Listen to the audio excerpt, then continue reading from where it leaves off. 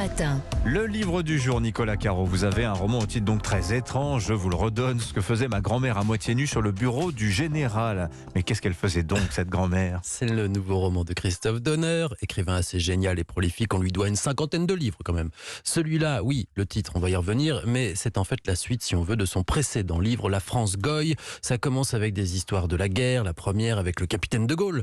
C'est lui, le général du titre, bien entendu. Ça court jusqu'à la deuxième, mais c'est aussi l'histoire d'Henri Gosset, l'arrière-grand-père du narrateur et ami du fasciste Léon Daudet, mais aussi le destin du fils de Léon Daudet, Philippe, qui s'est suicidé à 14 ans, et enfin l'histoire de la grand-mère, Denise Gosset, surnommée Amine. C'est un roman historique. C'est ce qu'on croit au début, mais assez vite, on croise aussi Michou, le Michou du cabaret de Pigalle, il passe très très vite, et aussi un richissime homme d'affaires russe, amateur d'art conceptuel, qui j'aime beaucoup, rachète des appartements très chers, mais uniquement si on les a laissés dans l'état après le départ du propriétaire, mégots de cigarettes dans le cendrier, fleurs fanées dans les vases et vaisselle sale dans l'évier compris, pour que, je cite, le temps s'arrête et continue de s'arrêter. Le narrateur rencontre ce drôle de type et l'oligarque lui propose un marché. L'écrivain doit lancer dès qu'il ouvre son ordinateur un programme qui enregistre tout à l'écran.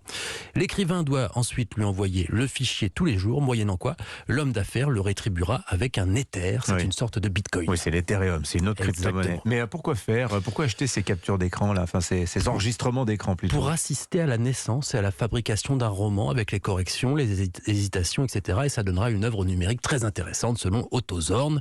L'écrivain top là et accepte de vendre son âme, c'est-à-dire les coulisses de son travail, à Otto Zorn, l'oligarque, et c'est ce roman qu'on lit sur l'histoire de sa grand-mère. Alors, raconté comme ça a l'air un peu foutraque, mais pas du tout. Je vous jure, c'est génial, c'est prenant, c'est jubilatoire, c'est très clair, et à la toute fin, à la toute dernière page, on comprend comment, effectivement, la grand-mère s'est retrouvée à moitié nue sur le bureau du général de Gaulle, et c'est très drôle, et c'est sans doute pas, heureusement, ce que vous imaginez, Dimitri. Bah oui, évidemment, on est tous des cochons. Bref, ce que faisait ma grand-mère à moitié nue sur le bureau du général, c'est le nouveau roman de Christophe Donner chez Grasset. Allez, on passe au théâtre avec vous, Marie Jiquel, pièce hommage en ce moment à Paris et après bientôt en province, pièce hommage à Charlie Chaplin. Ça s'appelle Smile, ça reprend dans quelques jours à la Nouvelle Ève, inédit. C'est une pièce, Marie, en noir et blanc. Concept totalement fou, c'est comme si on regardait un vieux film couleur sépia, comme s'il y avait un filtre teinte vintage sur la scène. C'est assez impressionnant et très bien réalisé. Cela n'a jamais été fait auparavant. Les comédiens, dont Dan Ménache, vous allez l'entendre, ont vraiment pensé à tout. Je vois que sur les dents, vous avez du blanco. Alors les astuces, je ne vais pas tout vous dire parce que c'est un peu des secrets. En fait, on a eu beaucoup de tests. Ça a été un vrai challenge de trouver la lumière qui soit juste, le maquillage qui soit juste. Au début, on a fait des premiers tests, on était vert. Et donc, c'était pas du tout le thème. C'est ça que je voulais dire, les dents. On s'est rendu compte à la toute fin que, effectivement, sur scène, ça rendait noir et blanc, mais que les dents, elles, paraissaient très jaunes. Et on s'est dit, donc Zoé, notre maquilleuse chef, nous a maquillé les dents. En fait, on se met un vernis sur les dents. Tout un plateau donc en noir et blanc pour rendre hommage à Charlie Chaplin et assister à l'un des moments clés de sa vie. Un épisode peu connu du grand public. Charlie Chaplin s'apprête à retrouver l'amour de sa vie dans un café, une danseuse avec laquelle il se produit. Et bien sûr, ce rendez-vous galant va être un peu calamiteux.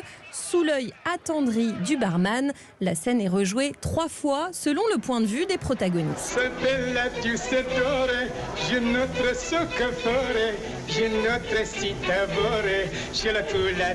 Alors évidemment, je ne vais pas tout vous raconter, mais ce rendez-vous va changer la vie du mythique acteur. Smile est un petit bijou touchant et innovant. On y va les yeux fermés. Bon, faudra les ouvrir quand même pour profiter des numéros de mime, évidemment, de l'énergie des 3 comédiens et donc de ces décors sépia. Un procédé absolument intéressant. Ça s'appelle Smile de Nicolas Neubaud et Dan Ménache, pièce en noir et blanc. Reprogrammée donc à la Nouvelle Ève à Paris dès la semaine prochaine, le 18 janvier. Ensuite en tournée dans toute la France. Merci beaucoup Marie Jiquel. Merci Nicolas.